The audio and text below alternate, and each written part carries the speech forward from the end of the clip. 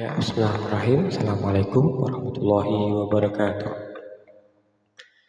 Saudaraku muslimin dan muslimat dimanapun berada, alhamdulillah, wassalatu wassalamu ala rasulillah amma ba'dah. Kembali kita ngaji hadis Nabi Muhammad SAW pada kesempatan yang berbahagia ini, yakni tentang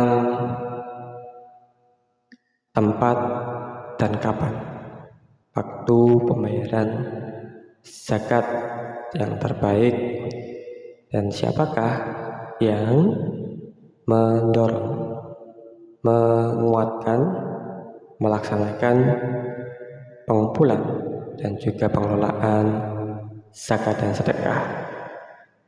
Baik, sebagai latar belakang bahasanya persoalan umat Islam ini sangat kompleks, mulai dari persoalan tentang peribadahan, persoalan tentang ekonomi, tentang kehidupan, persoalan tentang kemasyarakatan, persoalan tentang politik kebangsaan, persoalan tentang pekerjaan, dan lain sebagainya.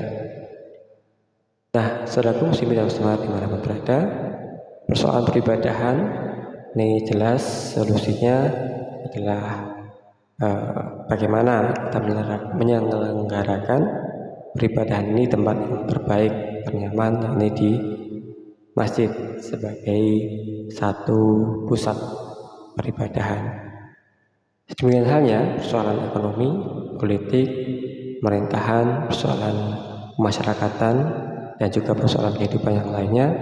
Ini pun baik sekali apabila ada yang kemudian tempat yang paling baik, ada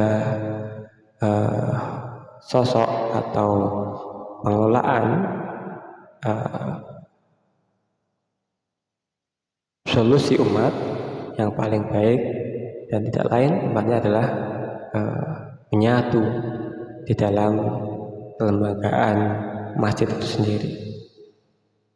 Ya, baik, mari kita simak sebuah hadis ini sebagai pengantar diskusi atau bagaimana kita melihat jauh di masa lalu ketika para sahabat sebenarnya Rasulullah SAW ini berdiskusi tentang persoalan umat yang perlu disarikan solusi pemecahan untuk segera diatasi dengan sebaik-baiknya. Baik, bismillahirrahmanirrahim. Hadatsana Abu Yaman akhbarana Syu'aib an Zuhri wa qala Lais hadatsani Abdurrahman ibnu Khalid an ibnu Syihab an Ubaidillah bin Abdullah bin Utbah bin Mas'ud anna Abu Hurairah radhiyallahu an qala Abu Bakar radhiyallahu an Allah law mana'uni anakan kanu yu'adunaha ila Rasulillah sallallahu alaihi wasallam laqatalahum ala man'iha. Qala Umar radhiyallahu an fama huwa illa anna ra'aitu anna Allah syaraha sadra Abu Bakar radhiyallahu an bil qital fa'araftu annahu al-haq. Baik, artinya telah menceritakan kepada kami Abu Yaman, telah mengabarkan kepada kami Syu'aib dari Zuhri, dan telah diceritakan pula Al-Lais berkata, telah menceritakan kepada saya Abdurrahman bin Khalid dari Ibnu Syihab dari Ubaidillah bin Abdullah bin Utbah bin Mas'ud, bahasanya Abu Hurairah radhiyallahu an berkata, Abu Bakar As-Siddiq berkata, demi Allah, bila mereka tidak mau menyerahkan zakat berupa inakon, anak unta, seakan dahulu mereka menyerahkannya kepada Rasulullah SAW, pasti aku akan perangi mereka sebabkan keengganan mereka mengeluarkan zakat tersebut. Berkata Umar bin Khattab radhiyallahu an, ketegasan Abu Bakar ini tidak lain kecuali aku melihat bahwasanya Allah telah membukakan hati Abu Bakar untuk melakukan perang melawan orang-orang yang enggan membayar zakat, dan dia adalah benar.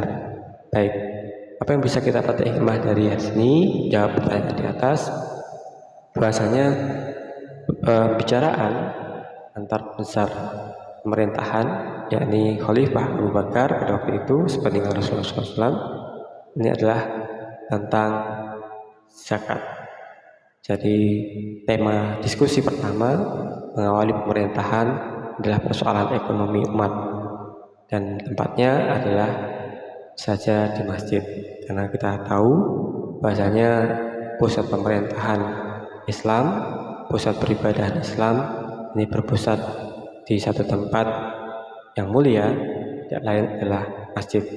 Konon pernah Kaisar Romawi ini berkunjung ke Khalifahan Umar bin Khattab dan bertanya di mana istananya Umar yang kekuasaannya, yang luas wilayah pemerintahannya ini semenanjung Arabia bahkan lebih.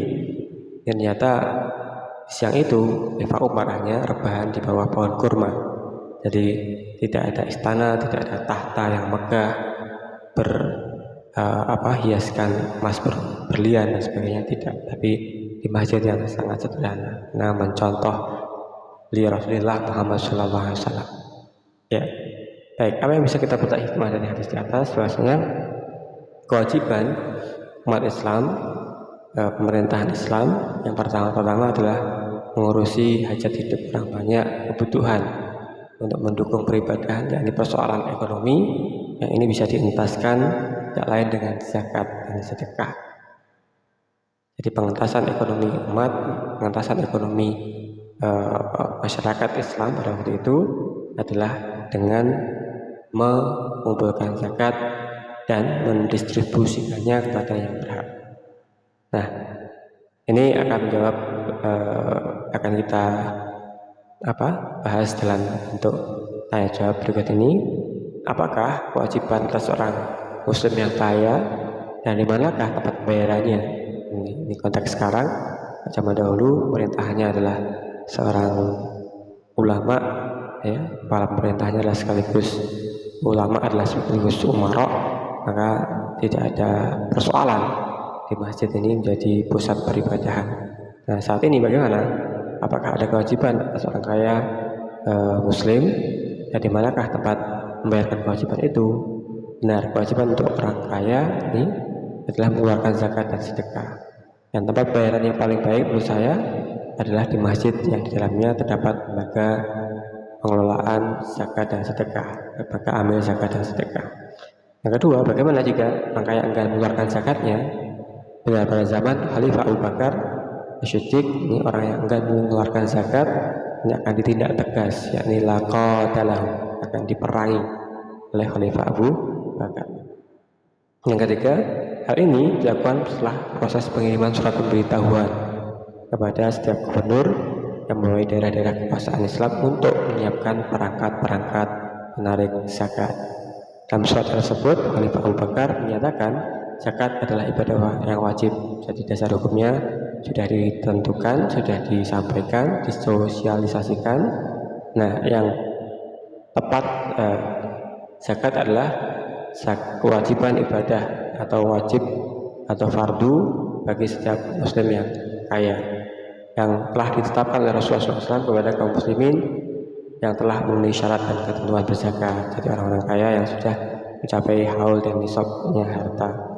Kemudian surat-surat Abu Bakar tersebut menyebutkan bahwasanya zakat harus diberikan menurut kadar kebutuhan seseorang. Abu Bakar melarang keras berikan zakat melebihi ketentuan semestinya. Ia melarang setiap amil zakat untuk memberikan jatah zakat di luar ketentuan meskipun mereka meminta lebih. Ya, berikutnya yang ketiga, sepeninggal Rasulullah SAW ada sebagian orang Arab yang kembali menolak zakat. Maka Khalifah Abu Bakar segera berunding dengan sahabat Umar radhiyallahu anhu tentang tindakan apa yang dapat mereka ambil terhadap para pembangkang zakat tersebut. Ya. Apakah mereka dapat diperangi karena menolak zakat? Ya, benar. Karena diminta pendapat oleh Khalifah. Maka Umar pun angkat bicara, demi Allah, tiada lain aku melihat selain Allah telah melapangkan dada Abu Bakar untuk memerangi mereka. Maka aku pun tahu bahwasanya Abu Bakar berada di posisi yang benar. Di riwayat Abu Dawud dalam hadis sahih. Saudaraku muslimin dan muslimat dimanapun berada, jadi inilah tata kelola pemerintahan Islam pasca meninggalnya beliau Rasulullah SAW. Apa yang diurus pertama-tama adalah ekonomi umatnya di mana di masjid. Bagaimana upayanya? Yaitu dengan menegakkan kewajiban bagi para orang kaya, para muzaki ini atas zakat dan sedekah. Dengan itu maka ekonomi umat akan bergerak, akan berjalan dengan baik, dan subhanallah berkembang pesatlah apa yang disebut masyarakat Madani, masyarakat Madinah yang baldatun thayyibatun warabun ghafur, yang gemah ripah, loh jinawi, yang toto tentrem, harta raharjo yang luar biasa, tidak ada sesuatu yang indah kecuali berawal dari tempat ibadah dengan niatan ikhlas lillah, yang kemudian di situ semuanya merasa senang, tidak ada persoalan duniawi, hasrat hawa nafsu, politik, dinasti dan sebagainya dan sebagainya. Nauzubillah subhanallah. Saudaraku muslimin muslimat di mana berada, saya dengan apa yang saya bacakan di atas hadis tentang zakat dan sedekah, bahasanya di mana tempatnya adalah di masjid. Bagaimana prosesnya? Ini wajib dibayarkan setelah kita melaksanakan ibadah sholat, aqimus sholat wa atuz zakat. Dan pemerintahan Islam, pemerintahan yang baik inilah bagaimana memecahkan persoalan ekonomi di awal sebagai sarana untuk bagaimana seorang yang sudah baik ekonominya, sudah kenyang perutnya, sudah baik sandang pangan papannya, ini kemudian bisa beribadah, bisa bermasyarakat dengan layaknya masyarakat, dengan layaknya manusia, dimanusiakan oleh manusia, layak untuk menjadi manusia karena harkat martabatnya dijunjung dengan zakat dan sedekah, dengan beribadah di tempat ibadah yang paling nyaman, paling indah, yakni di masjid, di rumahnya Allah Subhanahu wa taala. Bayar zakat pun bisa di masjid ketika ada pengelolanya, lembaga amal zakatnya. Amin. Semoga dengan manfaatnya, semoga Allah Subhanahu wa taala memberikan hidayahnya kepada kita, keluarga kita, anak orang kita, muslimin semuanya untuk dapat memahami kedudukan zakat dalam Islam. Bahasanya hukumnya adalah fardu, wajib, dan dibayarkan pada petugas amal zakat yang disetujui atau oleh pemerintah, dan tempatnya adalah di masjid. Ini tempat yang menurut saya paling indah. Amin ya rabbal alamin. Terima kasih. Assalamualaikum warahmatullahi wabarakatuh.